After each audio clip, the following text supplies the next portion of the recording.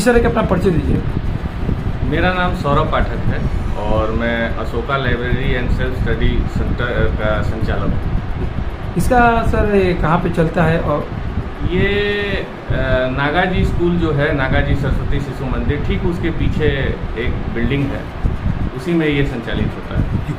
ये कब से आप सर लाइब्रेरी को चला रहे हैं लगभग? इस लाइब्रेरी को मैंने मार्च में चालू किया था। महाशिवरात्रि के दिन 8 मार्च को इसका शुभारंभ हुआ था।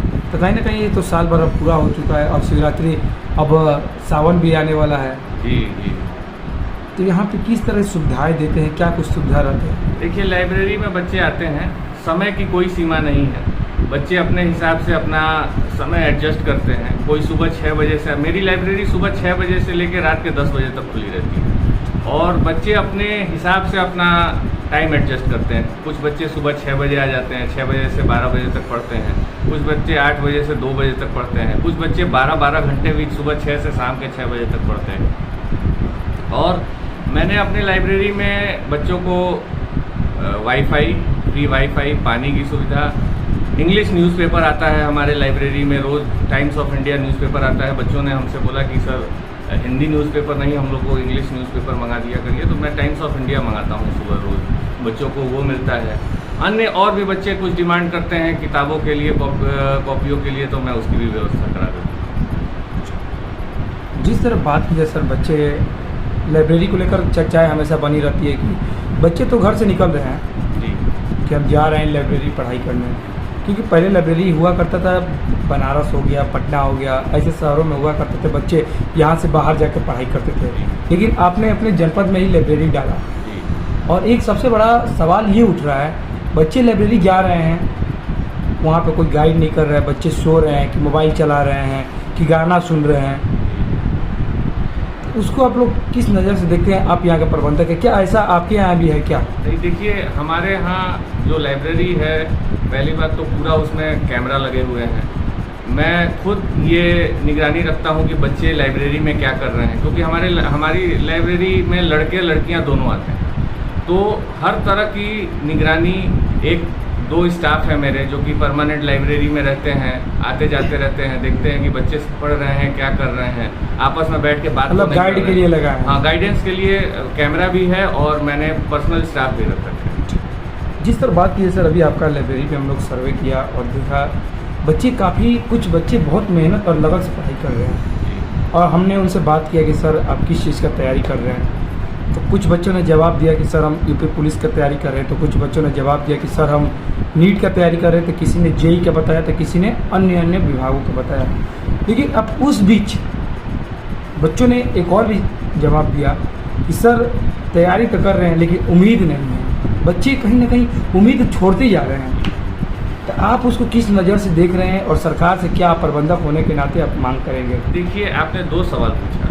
पहला पूछा कि बच्चे बहुत मेहनत कर रहे हैं और फिर मनोबल भी टूट और उनके साथ साथ बच्चों का मनोबल भी टूट रहा है। देखिए, मैं पहला सवाल का आपका जवाब देता हूँ। मेरे लाइब्रेरी को खुले मार्च से अगर देखा जाए तो अभी 4 महीने हुए हैं और मेरी लाइब्रेरी में अभी कल की मैं बात करूँगा, कल एक अंशिका चौबे नाम की लड़की है जो कि यहीं पे जीवन ज्योति हॉस्पिटल के पास रहती है। वो मेरे लाइब्रेरी में 2 महीना पढ़ी थी और उसने BHU में एंट्रेंस एग्ज़ाम क्रैक कर लिया है। कल आई थी, मेरे को मिठाई लेके आई थी कि सर आपके लाइब्रेरी में मैं, क्या बात है सर, क्या मेहनत रंग लाया। जी, मैं सर मेरा BHU में हो गया है एंट्रेंस, तो उसने अपनी कॉपी किताब कुछ यहाँ रखी हुई थी तो वो लेने आई थी। तो बच्चे खुश हैं, ऐसा नहीं है। देखिए, बच्चे कुछ हमारे लाइब्रेरी से बच्चे सेना में भी भर्ती हुए हैं।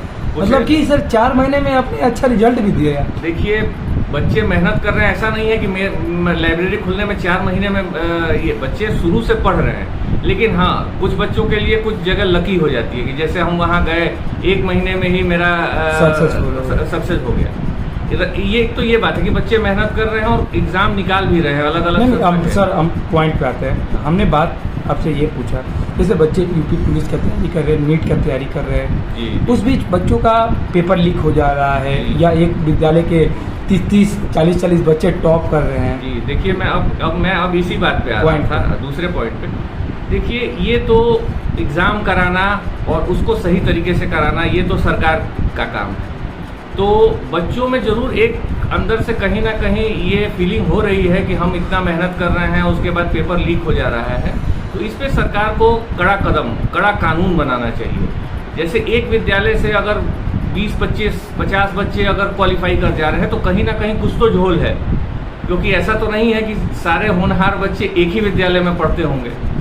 जो बच्चे पढ़ रहे हैं वो अलग अलग विद्यालयों से पढ़ रहे हैं, अलग अलग जगहों से, अलग अलग संस्थाओं से पढ़ रहे हैं, तो इसमें कुछ तो झोल है। तो इस पे सरकार को कड़ा कानून बनाना चाहिए, जिससे कि बच्चों के भविष्य के साथ खिलवाड़ ना हो। क्योंकि बहुत परिश्रम, और सब जानते हैं कि शिक्षा का कोई दूसरा विकल्प नहीं है। अगर आपको अपने जीवन में कामयाब होना है, अगर आपको शिखर पे पहुंचना है, देश की सेवा करनी है, यूपीएससी, पीसीएस, आईएएस बनना है, या अन्य और भी आईईएस, कई तरह के सरकार के संस्थाएं हैं, अगर उसको क्रैक करना है तो निष्पक्षता बहुत जरूरी है। इसके एग्जाम अभी तो देखिए नीट का पेपर लीक हो रहा है, यूपी पुलिस का पेपर लीक हो रहा है, इसमें घोटाला, कहीं ऐसा ना हो कि कल आईएएस पीसीएस का पेपर लीक होने लगे। क्या डर बना है? ये बिल्कुल है। अच्छा आप बताइए, आप पत्रकार हैं, आप जगह जगह लोगों से बात कर रहे हैं, आप बच्चों से भी बात कर रहे हैं, तो क्यों जब अगर नेट का पेपर लीक हो जा रहा है, यूपी पुलिस का पेपर लीक हो जा रहा है, तो कल आईएएस पीसीएस का भी पेपर लीक हो सकता है। तो सोचिए ये कितनी बड़ी बात है। तो सरकार को इसके पीछे एकदम कड़ा कदम उठाना चाहिए। और इसके पीछे कौन है, ये किसी एक आदमी का काम नहीं है, ये पूरा सिस्टम इसमें मिला हुआ है। पूरे सिस्टम के लोग मिले हुए हैं जो अपने पावर को यूज करके, और जो भी चीज़ है इसमें मिल के ही ये काम हो रहा है। मतलब कहीं ना कहीं आप मुख्यमंत्री से मांग करते हैं इसका निष्पक्ष हो? बिल्कुल, मैं मुख्यमंत्री जी से ये मांग कर रहा हूँ कि आप इस पे बिल्कुल निष्पक्ष तरीके से और कड़ा कदम उठाते हुए, ताकि ये एक मिसाल बने आने वाली सरकारों को भी। ठीक है, आज बीजेपी की सरकार है, आज योगी जी मुख्यमंत्री हैं, कल हो सकता है कि कुछ बदलाव हो जाए, ये तो कोई नहीं जानता है। तो आप एक ऐसा मिसाल कायम करिए आप, ताकि आने वाले कई सालों तक लोग याद रखें कि हाँ, भाजपा के योगी जी की सरकार ने ये कड़े कदम उठाए, जिससे कि बच्चों के भविष्य के साथ खिलवाड़ नहीं हो पा रहा। सर एक आपसे लास्ट सवाल बात करेंगे। जिस तरह मोबाइल और इंटरनेट, जिस तरह कोरोना काल आया और लोग अब टीचर से नाता कम होते जा रहा है और मोबाइल से नाता ज़्यादा होते जा रहा है, ऑनलाइन पढ़ाई हो चुकी है, लोग घर पे ही ऑनलाइन पढ़ाई कर रहा है, लाइब्रेरी में आ रहा है तो सारे बच्चे मोबाइल से ही पढ़ाई कर रहे हैं। तो ये कितना बच्चे का मानसिक विकास हो रहा है, कितना उसका बौद्धिक क्षमता बढ़ रहा है। क्योंकि बच्चे पहले होता था कि एक गुरु के प्रेरणा पर पढ़ाई करते थे, और अशोका लाइब्रेरी भी आपने नाम रखा, अशोका कहीं ना कहीं एक शांति का प्रतीक माना जाता है। तो क्या हम चाहेंगे ये शांति का प्रतीक, जिस तरह बच्चे मोबाइल में देखकर या किसी टीचर के माध्यम से ऑनलाइन पढ़ाई कर रहे हैं, तो कितना बच्चों पे ये कारगर हो रहा है? देखिए सबसे पहली बात, और टीचर से नाता तो टूटता जा रहा है। देखिए सबसे पहली बात, आधुनिक युग हो गया है। आज से अगर हम 15 साल 10-20 साल पहले की बात करेंगे तो ना हमारे पास इतनी सुविधाएं थी, ना एंड्रॉयड मोबाइल थे, तो उस समय विकल्प नहीं था। लेकिन मुझे लगता है कि जब आपके पास विकल्प आ जाते हैं तो हर विकल्प को और हर विकल्प का अपना अच्छा और बुरा दोनों होता है। पहले गुरु से डायरेक्ट गाइडेंस मिलती थी, आज के बच्चे नहीं, स्कूल में पढ़ रहे हैं, स्कूल में आज भी गुरु ही पढ़ा रहे हैं, कॉलेजों में आज भी गुरु ही पढ़ा रहे हैं। लेकिन जब गुरु भी मोबाइल पर हो गए हैं, गुरु भी मोबाइल पे हो गए हैं, लेकिन आपको लेटेस्ट चीज़ों से अपडेट होने के लिए, जैसे मान लीजिए कि अगर कोई किताब पब्लिश होती है इस साल की, तो अगले साल वो किताब पुरानी हो जाएगी। अब उसको पब्लिश होने में, मार्केट में आने में टाइम लगेगा। लेकिन डिजिटल ज़माने में आप आज गूगल पे या कहीं भी अगर आप सर्च करेंगे तो वो चीज़ें तुरंत अपडेट हो रही हैं। तो इससे बच्चों का समय बच रहा है, बच्चे पुरानी किताबें नहीं, लेटेस्ट चीज़ें जो हो रही हैं वो पढ़ रहे हैं। तो इसका कहीं ना कहीं ये अच्छा भी मैसेज है। लेकिन उसी के साथ साथ एक गुरु का गाइडेंस भी बहुत ज़रूरी है।